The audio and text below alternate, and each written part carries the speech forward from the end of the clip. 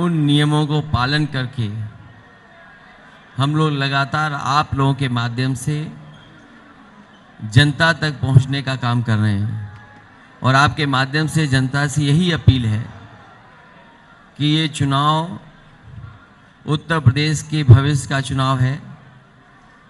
ये चुनाव देश को किस दिशा में ले जाने का काम होगा उसका चुनाव है। आने वाले समय में संविधान को बचाने का चुनाव है। ये चुनाव इसलिए भी ज़रूरी है कि बहुत सारे लोग ये महसूस करते हैं कि उत्तर प्रदेश का चुनाव लोकतंत्र को बचाएगा, इसलिए लोकतंत्र को बचाने का भी चुनाव है।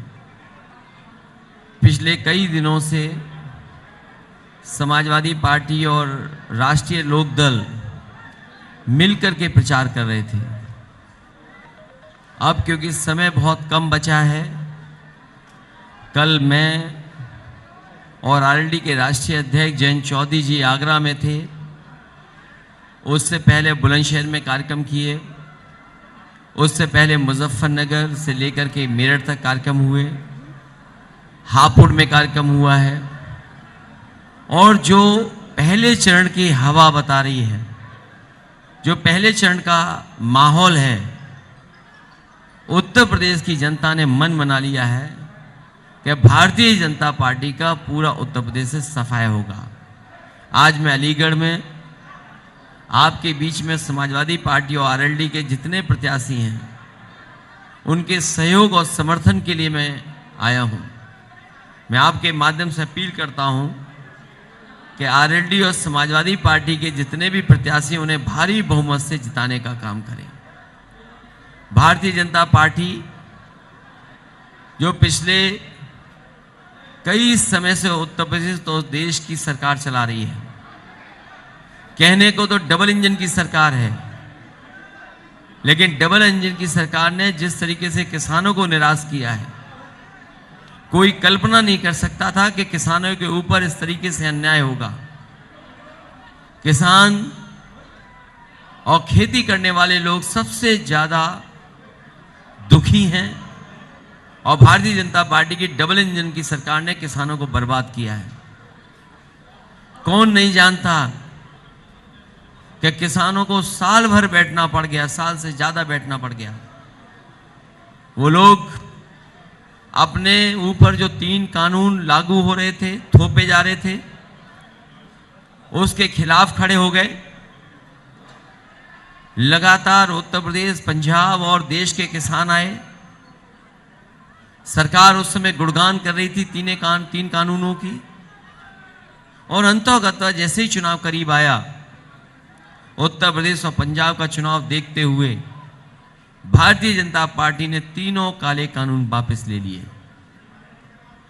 हम लोग जानना चाहते हैं कि उस समय जब 3 काले कानून लागू हो रहे थे, उस समय आप कानून की अच्छाई बता रहे थे और किसानों के हक में बता रहे थे, लेकिन जैसे ही 3 कानून वापस लिए, हम लोग जानना चाहते हैं कि भारतीय जनता पार्टी के लोग ये बताएं कि अब उनके हक में क्यों है। अगर लाना हक में था किसानों के 3 कानून, तो क्या 3 कानून वापस लेना भी हक में था? ये किसान की दुर्दशा है कि किसान को खाद नहीं मिल रही। जिस समय उसे खाद की जरूरत थी, किसी किसान को खाद ये सरकार नहीं दिला पाई। खाद के अलावा जो बोरी में चोरी हुई है,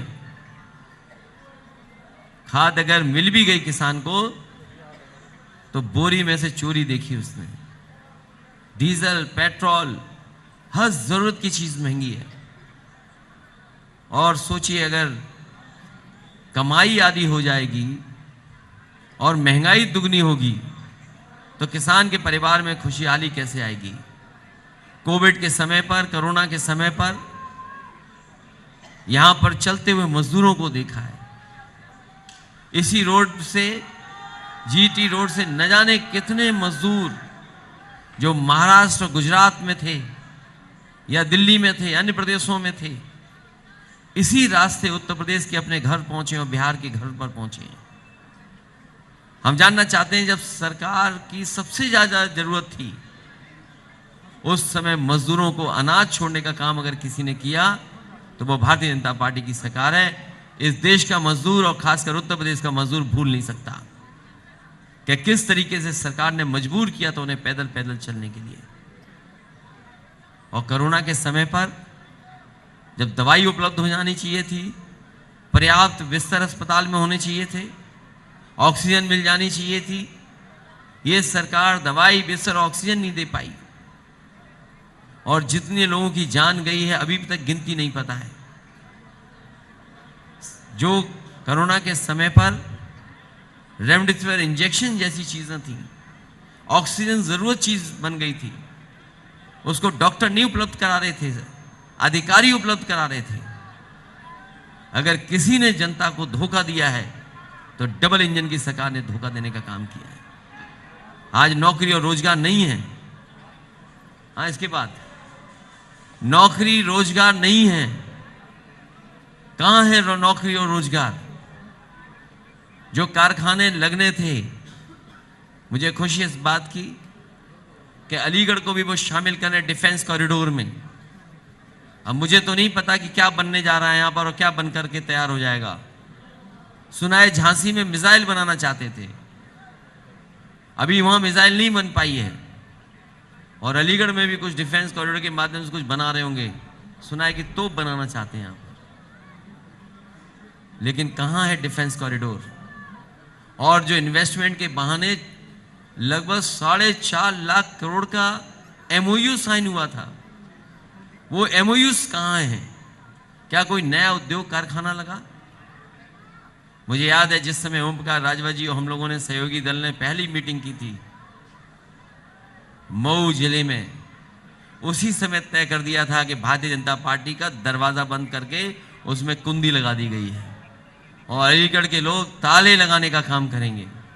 जब से आरएलडी और समाजवादी संघ आए हैं पश्चिम में, भारतीय जनता पार्टी के लिए हमेशा हमेशा के लिए ताले लगाने का काम अगर कोई करेगा तो अलीगढ़ के लोग करेंगे। उनकी भाषा देखिए, आज उन्हें जवाब देना चाहिए अपने संकल्प पत्र पर जो उन्होंने 5 साल पहले जनता के बीच में रखा था।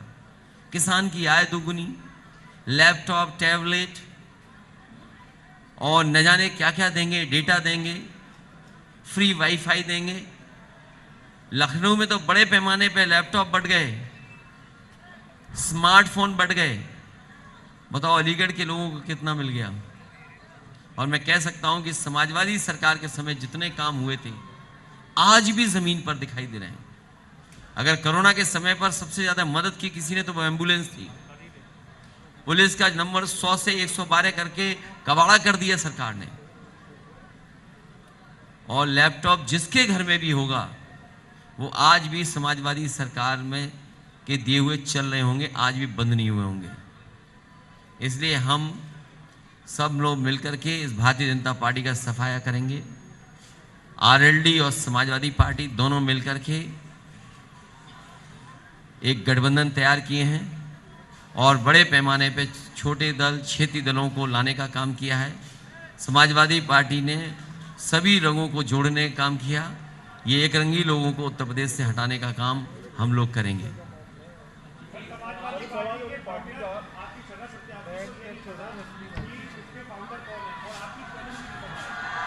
देखिए,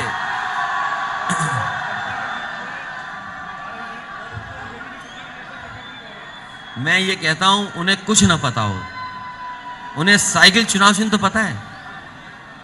मैं अपने छर्रा के प्रत्याशी से कहूंगा आपको कुछ बताने की जरूरत नहीं है, केवल साइकिल, और साइकिल ऐसी जिसमें हैंडल भी है, 2 पहिए भी हैं, और एक पहिया हमारा डॉक्टर राम मनोहर लोहिया जी का है और दूसरा हमारा बाबा भीमराव अंबेडकर जी का है। कम से कम समाजवादियों के साथ हम अंबेडकरवादियों से भी अपील करेंगे कि उत्तर प्रदेश से भारतीय जनता पार्टी का सफाया करें।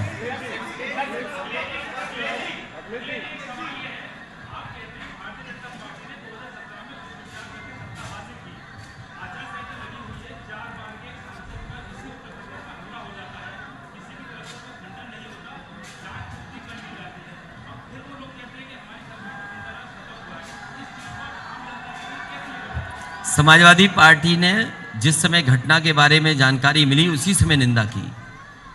ये तो भारतीय जनता पार्टी को बताना चाहिए कि क्या माफिया गुंडे जाते जाते उन्हें कोई नेता दिखाई दे गया तो फायर करते हुए चले गए। ये सबसे बड़ी कानून व्यवस्था की फेलियर है। ये कानून व्यवस्था का जो ढोंग जो प्रचार कर रहे हैं, इनकी कानून व्यवस्था आपने हमने बहुत बार देखी है। हाथरस की बेटी को किस तरीके से उसके परिवार के लोग न्याय चाहते थे, सम्मान के साथ दाह संस्कार करना चाहते थे। इस सरकार के लोगों ने क्या किया बाद में? इतना जघन्य अपराध, और उसके बाद आखिरी समय पर परिवार जो सम्मान देना चाहता था अपनी बेटी का, भाई अपनी बहन का, वो भी सरकार ने नहीं देने दिया। और सही मायने में अगर आपके अलीगढ़ का अस्पताल में इलाज सही मिल जाता तो शायद हमारी बहन आज जिंदा होती।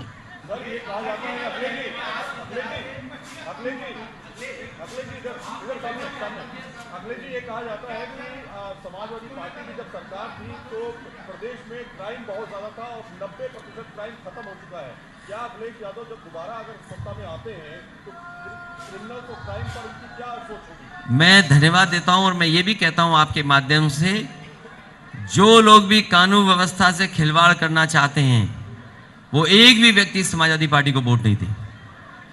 समाजवादी सरकार में पुलिस के लिए सबसे बेहतरीन काम हुआ था कि उन्हें मौके पर घटना पे पहुंचने के लिए गाड़ी और एक इंफ्रास्ट्रक्चर ऐसा दिया था कि कम समय पर पहुंच जाएं। जो 100 नंबर की गाड़ी जो 112 आज हो गई है। मैं आपसे कहना चाहता हूं, पहले 8 किलोमीटर की दूरी पे मोटरसाइकिल या गाड़ी खड़ी रहती थी। अगर हमें ये दूरी भी कम करनी पड़ी और गाड़ियों की संख्या दुगनी करनी पड़ी तो समाजवादी सरकार में इन गाड़ियों की संख्या दुगनी कर करके कानून व्यवस्था को ठीक रखने का काम करेंगे। और जो लोग ये कह रहे हैं, क्या वो हाथरस की घटना भूल गए?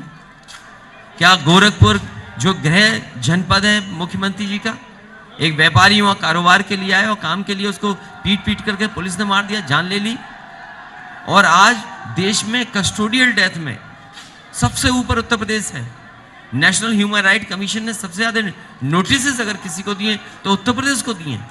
और हमारे मुख्यमंत्री तो ऐसे थे जिनके ऊपर न जाने कितने मुकदमे थे, डिप्टी सीएम न जाने कितने मुकदमे थे। और ये कमाल के मुख्यमंत्री थे, उन्होंने खुद के मुकदमे वापस ले लिए, डिप्टी सीएम ने अपने वापस ले लिए। तो ये जो लोग खुद,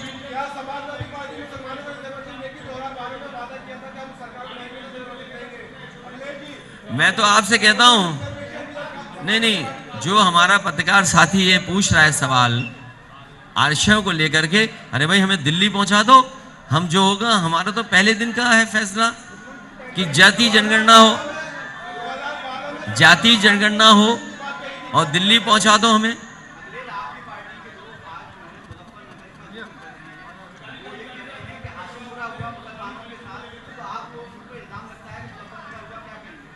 पुरानी पेंशन बहाल होगी और पुरानी पेंशन बहाल के लिए समय समय पर कर्मचारी हमसे मिलते रहे और उनकी मांग ये थी कि पुरानी पेंशन बहाल हो। समाजवादी पार्टी अपने घोषणा पत्र में लेकर के आ रही है।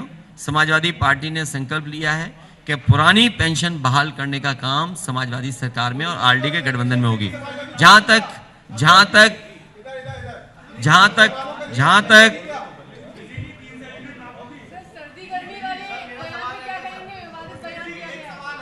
देखिए, अगर आप एक एक पूछेंगे मैं सबका जवाब दूंगा। मैंने गर्मी वाले में तो यही कहा कि हमारे मुख्यमंत्री का कंप्रेसर है क्या, हमारे मुख्यमंत्री का कंप्रेसर। और ये सवाल गर्मी का नहीं है, सवाल गर्मी का नहीं है, सवाल ये है कि यहां पर रोजगार और नौकरी मिलेगी कि नहीं मिलेगी। ये गर्मी निकालना चाहते हैं, समाजवादी सरकार बनेगी तो नौकरी निकलेगी। जवान जो पुलिस में भर्ती होना चाहते हैं, पुलिस भर्ती के लिए नौकरी निकलेगी।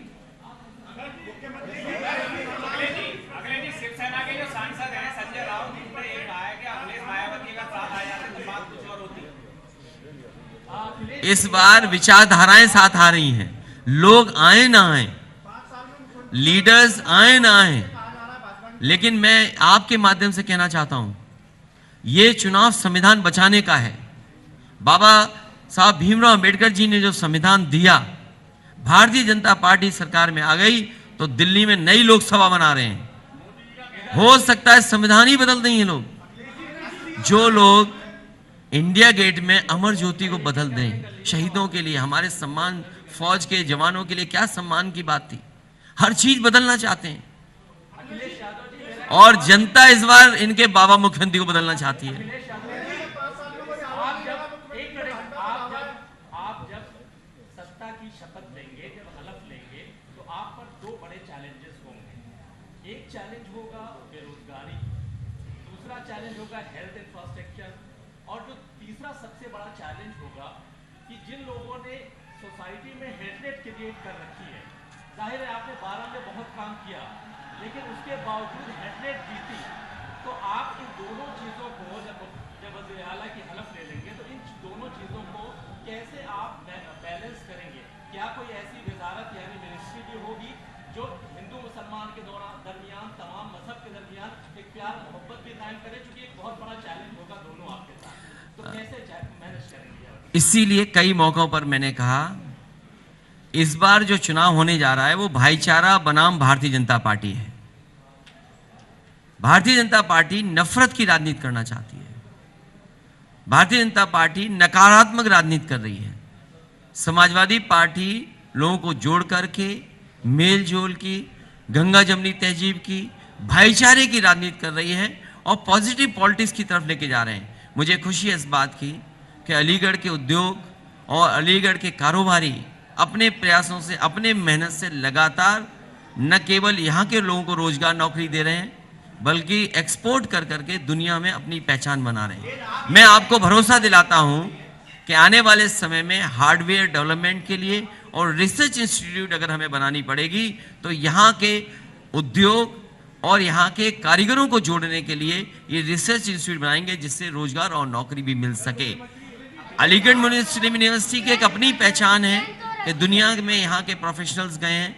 मुझे याद है कि जिस समय राष्ट्रीय कवि नीरज जी जिंदा थे, वो अलीगढ़ में एक स्पोर्ट्स यूनिवर्सिटी बनवाना चाहते थे और उस समय उन्होंने ज़मीन भी चिन्हित करा दी थी, क्योंकि वो तालाब की ज़मीन थी, इसलिए संभव नहीं था, क्योंकि इन्वायरमेंटल लॉज ऐसे हैं कि आप ज़मीन को एक्वायर करके नहीं कर सकते हैं। लेकिन मैं अलीगढ़ के लोगों को भरोसा दिला सकता हूँ, जहाँ हार्डवेयर को लेकर के, रिसर्च इंस्टीट्यूट बनाने को लेकर के और एक्सपोर्ट को बढ़ाने के लेकर के अगर हमें एसएमईज इंडस्ट्री को सहयोग करना पड़ेगा, अलग से कुछ फैसले लेकर के यहाँ की मदद करनी पड़ेगी, तो समाजवादी पार्टी मदद करेगी, सरकार में मदद होगी।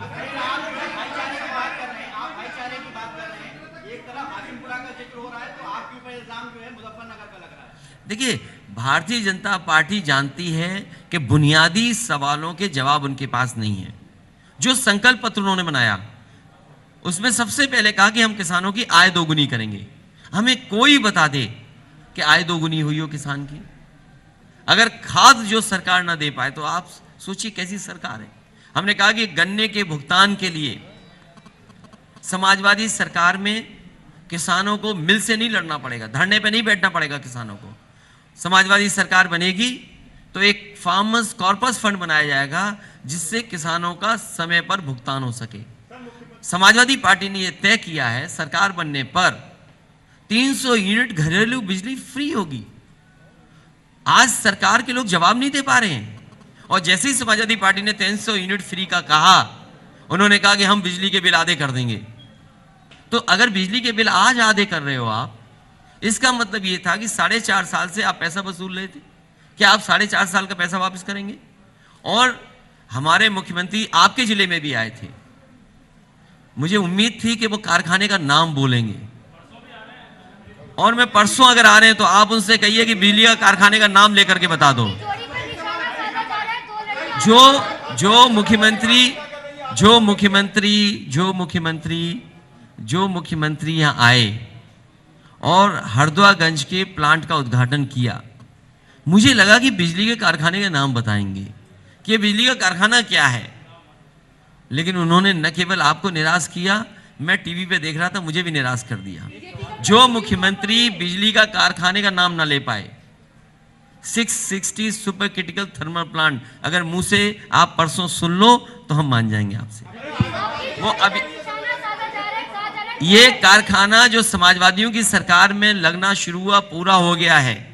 ये चाहते तो पूरा हो जाता, सस्ती बिजली मिलती।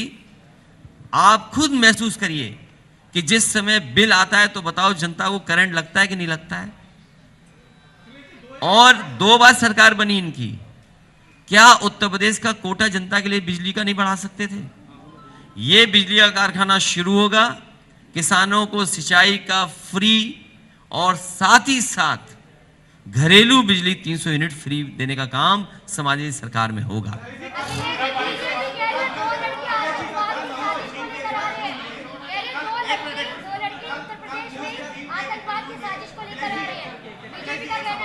ये बहन को इस सवाल पूछ रही कौन सी साजिश का? बीजेपी कह रही है कि 2 लड़के यूपी में आतंकवाद की साजिश को लेकर आ रहे हैं। क्या लेकर के आ रहे हैं? 2 लड़के यूपी में आतंकवाद की साजिश को लेकर आ रहे हैं। बीजेपी वार कर रही है देखिए, की जोड़ी पर। ये गठबंधन किसानों की खुशहाली लेकर के आ रहा है, ये तकलीफ है उनको। अभी ट्वीट किया, समाजवादी पार्टी और आरएलडी जब से संग आए हैं, जब से साइकिल और हैंडपंप साथ हैं, इनके दरवाजे बंद हो गए हैं। वो बड़ा चुनाव था।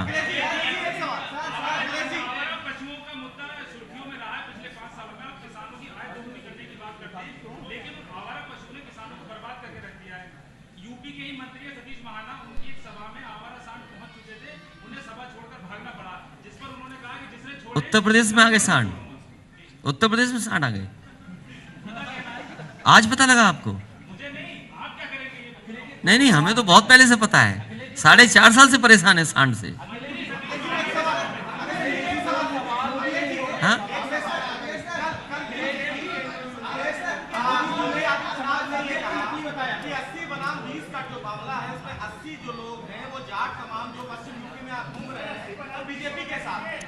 देखिए, आप 80 बनाम 20 समझते नहीं बात को, आप समझ नहीं पा रहे।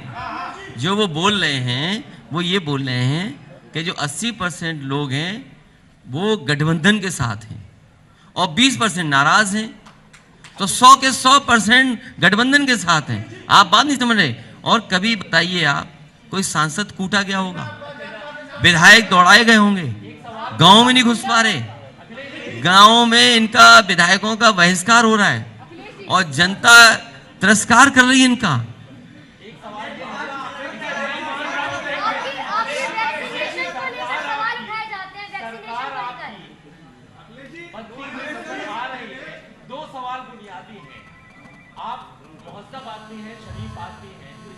आप खवातीन के लिए सरकार बनने के बाद, क्योंकि आपकी एक बहन ने खवातीन को 40 फीसद रिजर्वेशन दिया, जाहिर है आप बहुत बात ये जानता हूँ, आप खवातीन के लिए सरकार बनने के बाद अलग से क्या करेंगे?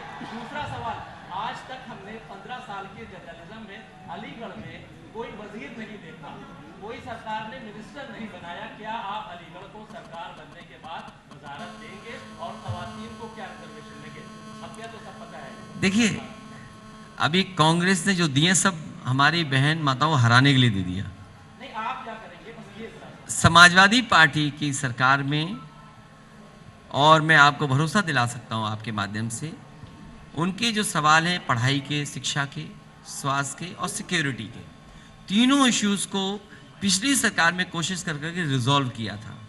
आने वाले समय में अगर हमें उनके शिक्षा को लेकर के, उनके स्वास्थ्य को लेकर के और उनकी सुरक्षा को लेकर के अगर अलग से योजना भी बनानी पड़ेंगी तो समाजवादी सरकार में बनेंगी। मैं उदाहरण के लिए कह सकता हूं कि 1090 पावर वुमेन लाइन योजना शुरू की थी, जिसमें अगर किसी भी बेटी को, बहन को, महिलाओं को कोई अगर परेशान करता था और तकलीफ पहुंचाता था, उसमें जानकारी देने पर कार्रवाई होती थी।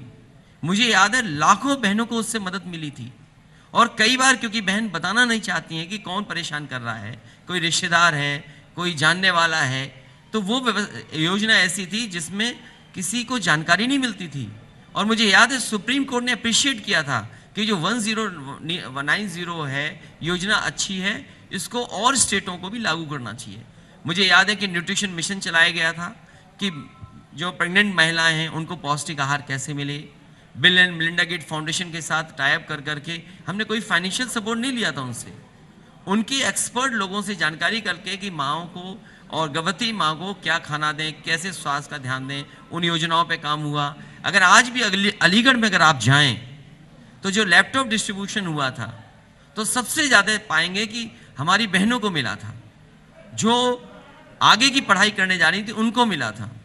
विशेष योजना महिलाओं को चलाई थी एम्बुलेंस 102, जो फ्री थी, अस्पताल तक ले जाती थी, अस्पताल से वापस लाती थी। और इस बार मैंने तय किया है कि ये जो 500 रुपये जो हम अकाउंट में भेजते थे पहले, ये बीजेपी वाले प्रचार में बहुत आगे हैं, झांसा देने में बहुत आगे हैं, झूठ बोलने में बहुत आगे हैं। जो भारतीय जनता पार्टी के नेताओं का आप देखोगे, जो जितना बड़ा नेता उतना बड़ा झूठ बोलता है। अगर छोटा नेता है तो छोटा झूठ बोलेगा, बड़ा नेता है तो बड़ा झूठ बोलेगा, सबसे बड़ा नेता है तो सबसे बड़ा झूठ बोलेगा। ये बीजेपी का काम है। तो सबसे पहले समाजवादी पार्टी ने जो हमारी गरीब महिलाएं थीं, ये हमारे विधायक उस समय के रहे होंगे, वो जानते होंगे, समाजवादी पेंशन दी थी। उसमें जात के आधार पर, धर्म के आधार पर नहीं था, वो आबादी के हिसाब से था। और हमारा एक साथी पूछ रहा था कुछ, तो क्योंकि बहुत सारी चीज़ें आप प्रदेश के स्तर पर नहीं कर सकते, तो समाजवादी सरकार में आबादी के हिसाब से उनको देने का काम किया था। समाजवादी पेंशन जो थी वो कोई भी वर्ग रहा होगा उसे आबादी के हिसाब से दिया गया था, और 500 रुपये उनके अकाउंट में पहुंच रहे थे। इस बार अपनी माँओं को, बहनों को, बेटियों जो गरीब हैं उनको 3 गुना करके हम लोग दे रहे हैं। पहले 500 रुपये देते थे, अब 1,500 रुपया महीना और साल का 18,000 रुपया हम लोग देने जा रहे हैं। और 2 वजीर हैं, मैं आपको बता सकता हूं, जिन लोगों ने त्याग किया है उनका भी सम्मान करेंगे। जो लोगों ने त्याग किया है, एक मिनट देखिए, एक मिनट वो भी पूछ लेना, तुम वो भी पूछ लेना आप वो भी पूछ लेना। जो बात आपने हमारे साथी ने की है, जो हमारे साथी ने की है, क्योंकि आचार संहिता का उल्लंघन ना हो या किसी तरह का उल्लंघन ना हो, मैं आपको भरोसा दिलाता हूं आपके शहर में भी जो आप चाहते हैं वो वजीर होगा। लेकिन मैं यहां से अपील करूंगा आपके माध्यम से, हम लोग काम और विकास करने वाले लोग हैं। आप सड़कें देखो, मैं जब रास्ते में आ रहा था देख रहा था कि किसी ज़माने में ये कैनाल रही होगी, वो अब नाला बन गई। कल मैं बुलंदशहर में था, मैं उससे पूछ लेना, और बीजेपी का भी ज्ञान बता देना तो मैं उसका भी ज्ञान दे दूंगा। एक मिनट, कल बुलंदशहर में था मैं, तो जब मैंने बुलंदशहर, कल नहीं कहा, उससे पहले मैं जब बुलंदशहर, तो मैंने काली नदी देखी। काली नदी नाला बन गई, सोचो। और यही काली नदी कन्नौज में जाकर के गंगा माँ से जुड़ जाती है। ये भारतीय जनता पार्टी के लोगों ने कहा कि हम गंगा की सफाई करेंगे। क्या काली नदी साफ होगी? क्या यमुना नदी साफ होगी? क्या इस तरह के नालों की सफाई को लेकर के क्या किया है? कूड़ा भरा हुआ है, ट्रैफिक की कोई व्यवस्था नहीं, ये शहर ही नहीं लगते हैं। क्या स्मार्ट सिटी को मिला है? ये सरकार के लोग तो झूठे मुकदमे लगाते हैं। किसान 700 शहीद हुए हैं। अगर बीजेपी का एक प्रत्याशी कान पकड़ करके 700 उठक बैठक भी लगाएगा, तब भी किसान बीजेपी के प्रत्याशियों को माफ करने वाला नहीं है।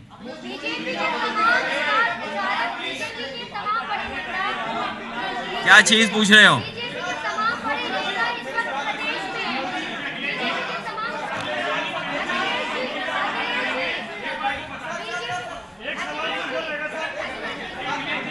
ये पुरानी पेंशन को लेकर के कह रहे हैं। हाँ।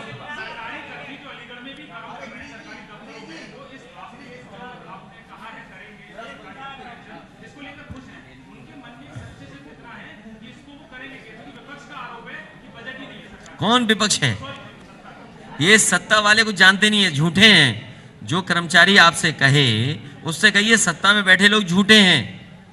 इनसे अच्छा झूठ कोई नहीं बोल पाता है। हालांकि झूठ भी अनपार्लियामेंट्री शब्द है, लेकिन इनके लिए फिट है। मैं जो कर्मचारी संघ के लोग और संगठन के लोग मुझे समय समय पर मिले थे,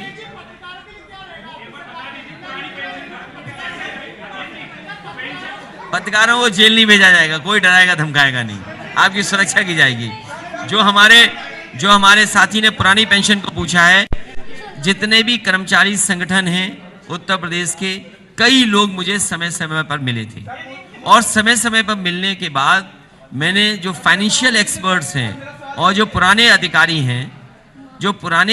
हैं जो वित्त विभाग में काम किए हैं, उनसे राय मशवरा लेकर के मैंने ये फैसला लिया। और इसलिए जिस दिन प्रेस की थी मैंने कि पुरानी पेंशन बहाल होगी, तो कर्मचारी संगठन के लोगों को मैंने बैठाया था, क्योंकि उनके बीच डिस्कशन हुआ था, जो फाइनेंशियल एक्सपर्ट्स हैं उनके साथ बैठ करके सरकार के बजट से अगर हमें कॉर्पोरेट फंड भी देना पड़ेगा तो हम देंगे और पुरानी पेंशन बहाल करेंगे। वो ये सोचते हैं कि पैसा कहां से आएगा।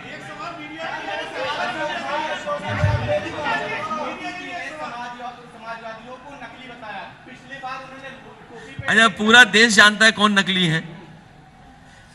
देखिए, समाजवादी लोग, इसीलिए मैंने कहा ये चुनाव संविधान को बचाने का चुनाव है, लोकतंत्र को बचाने का चुनाव है। कभी कोई आंदोलन के लिए निकला तो कितने मुकदमे लगे, किसान आंदोलन पे निकले होंगे या किसी और अपने हक और सम्मान के आंदोलन में निकले होंगे। मुख्यमंत्री जी अपने मुकदमे वापस ले सकते हैं, दूसरों पे मुकदमे लगा रहे हैं। जो सवाल आपने पूछा है, अरे रुक जाओ भाई, क्या सवाल तुम दोबारा बता दो।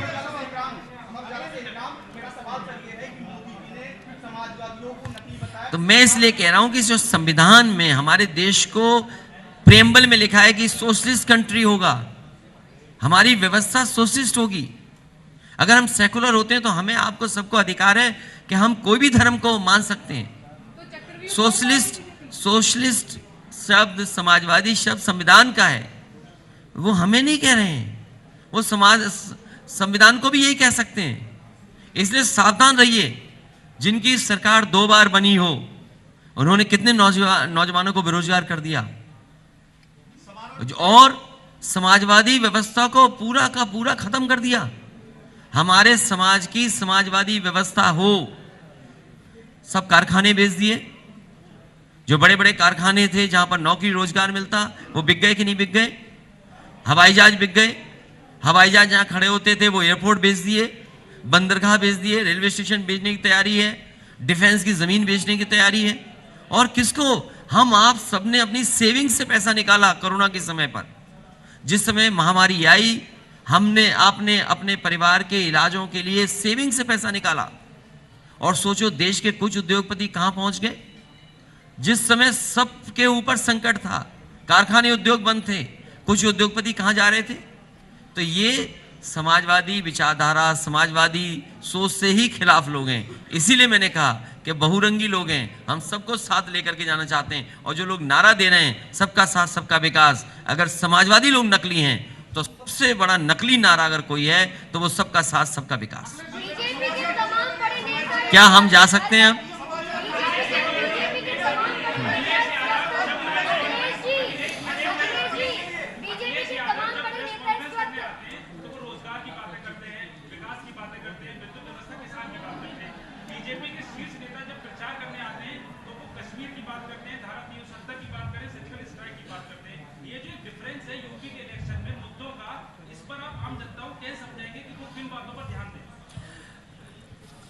मैं इतना ही कहूंगा कि भारतीय जनता पार्टी के लोगों को समझ दे देखो।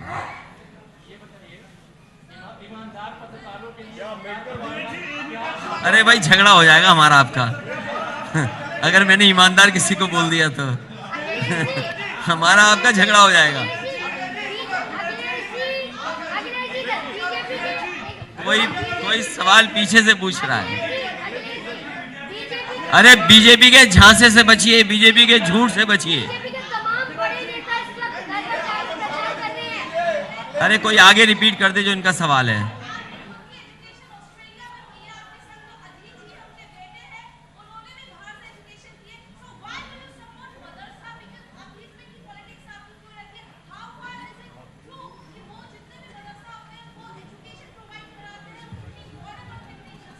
समाजवादी सरकार थी तो संस्कृत के भी जितने विद्यालय थे उनकी मदद हुई थी और मदरसों की मदद हुई थी। पहली समाजवादी सरकार थी जिसमें संस्कृत में पढ़ने वाले बच्चों को स्कूलों को लैपटॉप दिया गया था और मदरसे के बच्चों को भी लैपटॉप दिया गया था।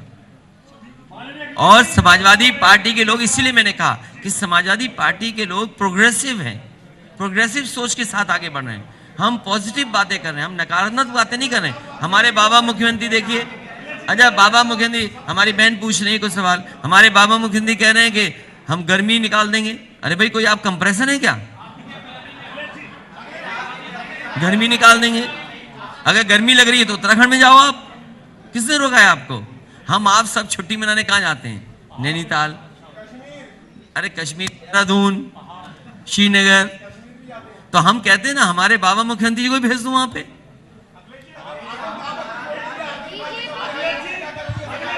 पूरी उनकी मदद कर रहे हैं, कानूनी मदद कर रहे हैं। अगर आप मदद कर रहे हैं आप भी मदद करिए।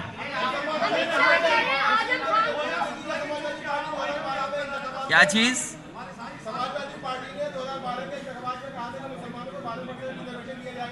आप खुद ही नहीं समझे। जब मैंने एक योजना के बारे में बताया कि जो समाजवादी योजना थी वो आबादी के हिसाब से दी गई थी, जो प्रदेश स्तर में योजनाएं हम चला सकते थे उन्हें आबादी के हिसाब से दिया था, उनको शामिल किया गया था। क्योंकि जो बड़े फैसले हैं वो दिल्ली से हो सकते हैं, हम तो प्रदेश तक सीमित हैं। हाँ बहुत धन्यवाद, मेरे साथी ने मदद कर दी।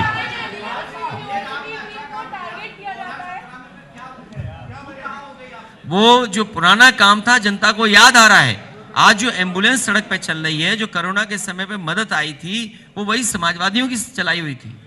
जो पुलिस को 100 नंबर जो 112 हो गई, बताइए क्या बाबा मुखिंदी ने टायर बदल दिए उसके? क्या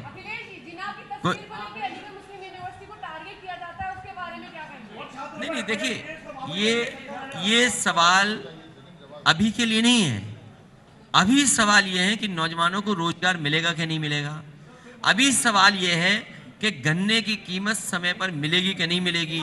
आज सवाल ये है कि जो हरदोईगंज में प्लांट लग करके तैयार हो गया है, अगर हम इसी की बिजली दे देंगे, अगर हरदोईगंज में 660 सुपर क्रिटिकल थर्मल प्लांट जो लग गया है, तो बताओ न जाने कितने गांव, न जाने कितने घरों में और न जाने कितने किसानों को फ्री सिंचाई दे देंगे। तो सोचो ये बाबा मुख्यमंत्री ने बिजली का कारखाना नहीं चलाया। अभी बता रहा था कोई साथी के परसों आ रहे हैं, आप परसों पूछना उनसे, कल आ रहे हैं तो उनसे पूछना ये बिजली का कारखाना चला क्यों नहीं रहे हो तुम। इसलिए जो जनता का आक्रोश है, गठबंधन को 400 सीटें मिलने जा रही हैं। और इसलिए बता रहा हूं मैं, 3 विपक्ष के लिए। बीजेपी के तमाम बड़े नेता इस वक्त घर घर जाकर प्रचार कर रहे हैं, कितना असर पड़ेगा? मैं घर के परिवार के लोगों का कहूंगा कि दरवाजा जैसे ही खोले इनके सामने सिलेंडर रख दो। इस मौके पर मैं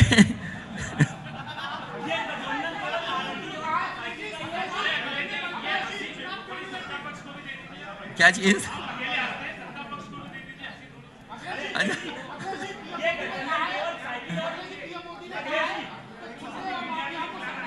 कौन कह रहा है? देखिए मैं आपसे कह रहा हूं, अच्छा आप ये बताइए, जब हाथरस की बेटी के साथ घटना हुई, कोई कल्पना कर सकता है आज के युग में ऐसी घटना हो जाए? और सही समय पर अगर उस बेटी को, बहन को इलाज मिल जाता तो वो आज हमारे आपके बीच में होती, वो अपने लिए खुद लड़ती। लेकिन क्या भारतीय जनता पार्टी के बड़े नेताओं ने कुछ कहा? इसीलिए मैंने कहा आपसे कि बीजेपी के जितने बड़े नेता हैं उतना बड़ा झूठ बोलते हैं। वो ट्वीट लिख नहीं पाते हैं, ना लैपटॉप चला पाते हैं, फिर भी पूछ लो ट्वीट क्या बोला है उन्होंने।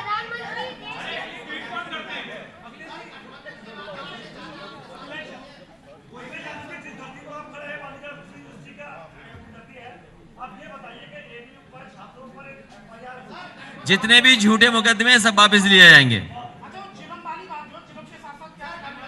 अरे भाई क्यों उलझ रहे हो चिलम में? आपको चाहिए क्या चिलम में? नहीं चाहिए भाई, चिलम किसी को नहीं चाहिए। नहीं वो बात, वो झगड़ा हमारा उनका दोनों का है। हाँ नहीं, वैसे चिलम के धुएं में कोई खराब चीज नहीं है। आप देखिए ना कैसा प्रदेश चला है।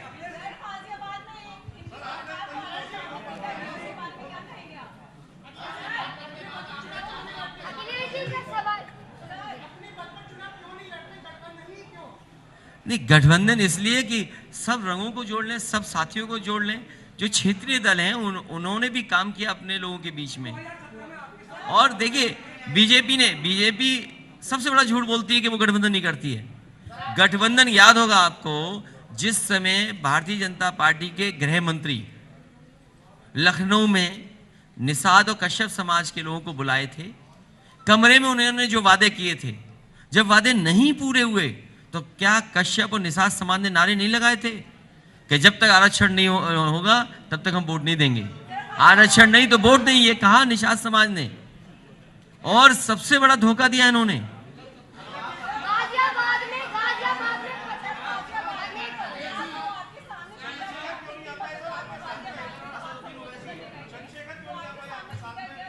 अच्छा वो कोई बात नहीं है, इसलिए समाजवादी और अम्बेडकरवादी सब, मैं आपके माध्यम से समाजवादी पार्टी के प्रत्याशी जफर आलम साहब के लिए मदद मांग रहा हूं, सहयोग मांग रहा हूं। अज्जू शाख जी, इनकी भी मदद मांग करके इनको ऐतिहासिक वोट दिलाने का काम करें। वीरेश यादव जी अतरौली से चुनाव लड़ रहे हैं, इनके लिए सहयोग और समर्थन मांग रहा हूं। लक्ष्मी धनगर जो छर्रा से चुनाव लड़ रही हैं, इनके लिए सहयोग और समर्थन की मांग कर रहा हूं। वीरपाल दिवाकर इगलास से चुनाव लड़ रहे हैं, आरएलडी के प्रत्याशी हैं, मैं इनके सहयोग और समर्थन के लिए आपसे अपील करता हूं। भगवती प्रसाद, इनके लिए सूर्यवंशी जी खैर से चुनाव लड़ रहे हैं, मैं इनके सहयोग और समर्थन के लिए मांग रहा हूं वोट। आरएलडी के प्रमोद गौर जी बरौली के चुनाव लड़ रहे हैं, मुझे उम्मीद है कि इनको भी सहयोग और समर्थन मिलेगा, जिसे ऐतिहासिक वोटों से जीत करके जाएंगे। समाजवादी पार्टी हमेशा विकास के रास्ते पर और खुशहाली के रास्ते पर काम करती है। जब भी समाजवादी सरकार बनी थी, अलीगढ़ को समाजवादी पार्टी ने विकास से जोड़ने का काम किया था। अलीगढ़ न केवल हमारे प्रदेश और देश में पहचान है, बल्कि दुनिया में पहचान है। इसलिए अलीगढ़ के लोगों के लिए और विकास के लिए अगर हमें सरकार में रहकर कुछ बड़े से बड़े काम करना पड़ेगा तो करेंगे। पिछली बार बिजली का कारखाना, चाहे 4 लेन बनी हो, चाहे और योजनाओं से जोड़ने का काम हुआ था। इस समय मंच पर जो हमारे साथ बैठे हैं, ब्रजेंद्र सिंह जी एक्स MP, जमीरुल्लाह साहब, राकेश सिंह जी, जिन जिन साथियों ने त्याग किया है, त्याग बड़ा होता है, इन सबको मैं धन्यवाद देता हूं कि हमारी पार्टी के ये लोग सहयोग कर रहे हैं। और आरएलडी के जिलाध्यक्ष और समाजवादी पार्टी के जिलाध्यक्ष, उनका भी धन्यवाद।